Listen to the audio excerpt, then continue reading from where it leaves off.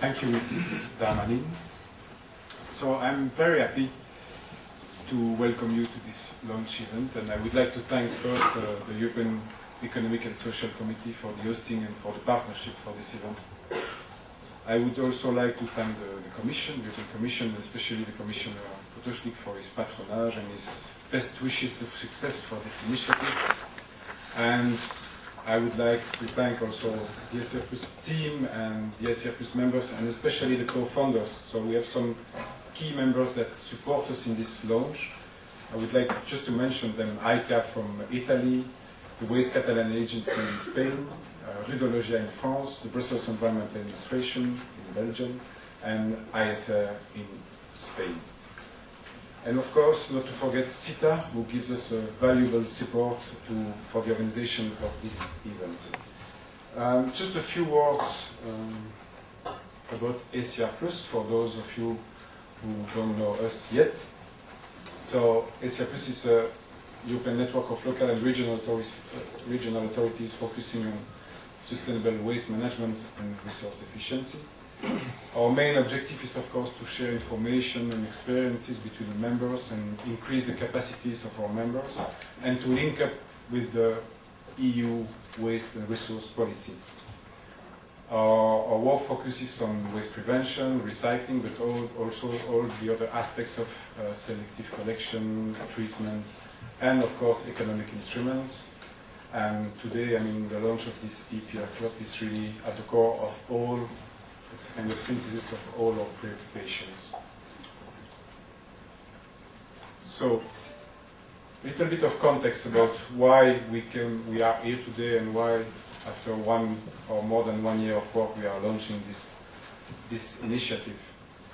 First, because I mean, you know, I think that all at EU level there is a clear push to give to EPR a clear role in terms of boosting recycling society and increasing resource efficiency. This was the case in the Waste Framework Directive in 2008, which is clearly mentioning the EPR as a way, as a tool to support the implementation of the waste hierarchy.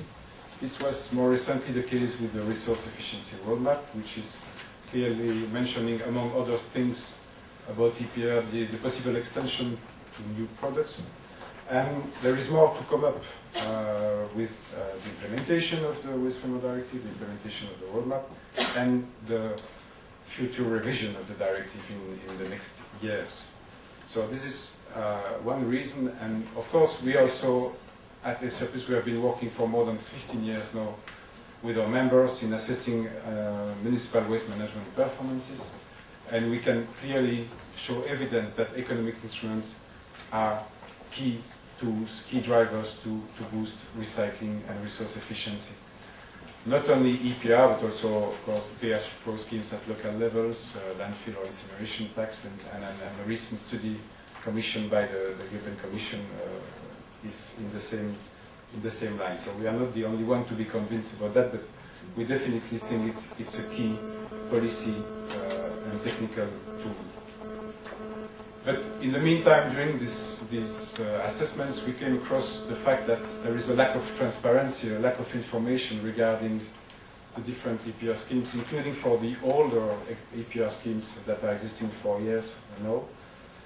It's difficult to compare the systems from one country to another. It's difficult to determine which would be the common rules or the common principles from one scheme to another, depending on the product.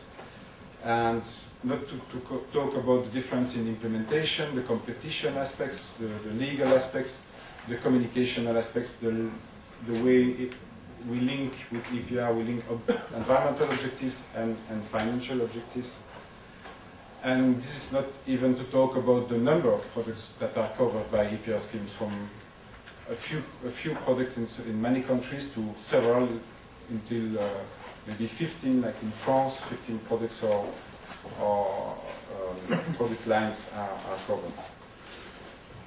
Then, and you are the proof of that. I mean, when we talk about EPR principle, we are in front of a wide variety of stakeholders. I mean, along the whole value chain of the product.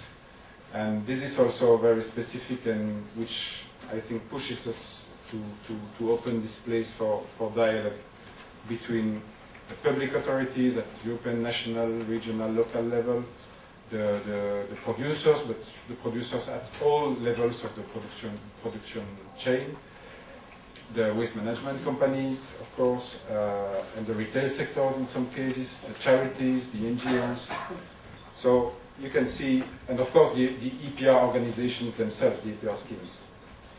So that's why we came to the conclusion that there was a need, and we might be in a good position to launch this EPR club, which is open to all stakeholders and which have as main objectives to increase the knowledge of all stakeholders, because as I've said, there is a lot to learn still, to identify the good practice and disseminate them, maybe to draw some common principles or common guidelines. We want to exchange, this is the main objective, exchange positions, exchange practices and dialogue, and possibly feed the debate and make some recommendations with a view of the revision of the directive, for instance. So concretely, what will be the activities of the EPR Club? It will be mainly a virtual club. That means that it will be a web-based platform with working space to share information and position among members.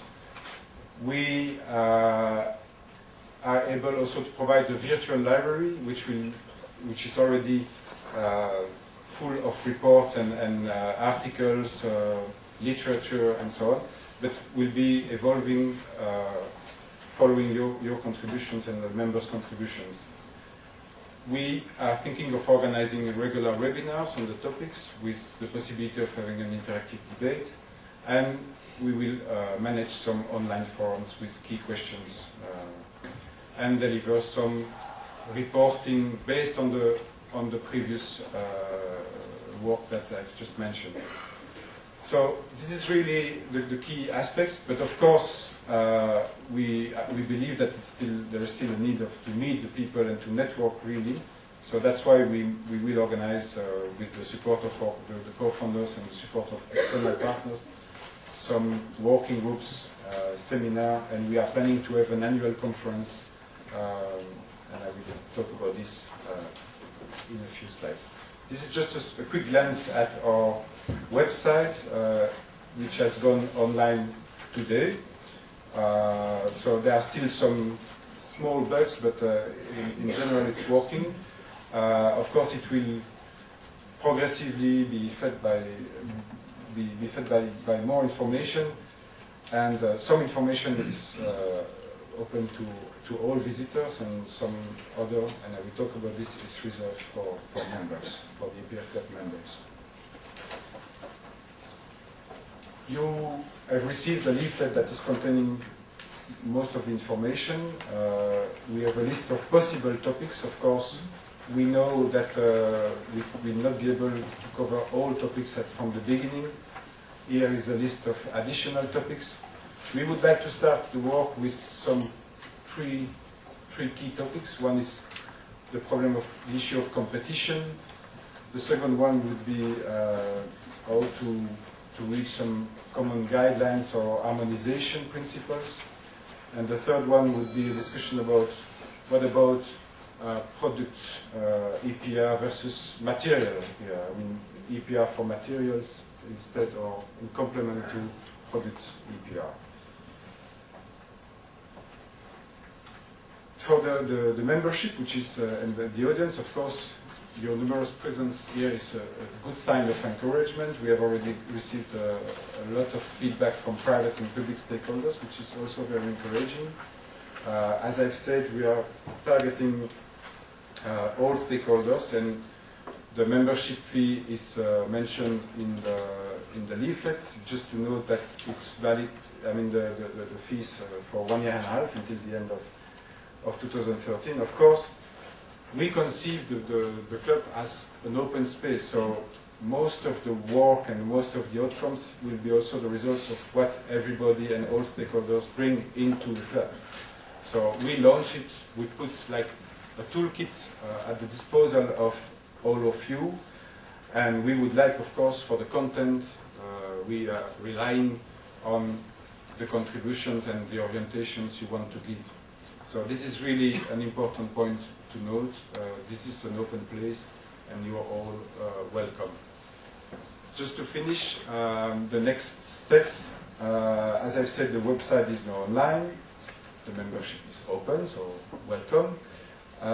We will start progressively the work in parallel of the working groups, at least the 3 I've mentioned, and the forums. We will have a first webinar by the end of June to present in more details the content, what we want to discuss, the key issues, the questions, and in the meantime we will allow you also to feed that by raising your own questions, of course, as a follow-up of this launch event. And we will really start the work after the summer, I think.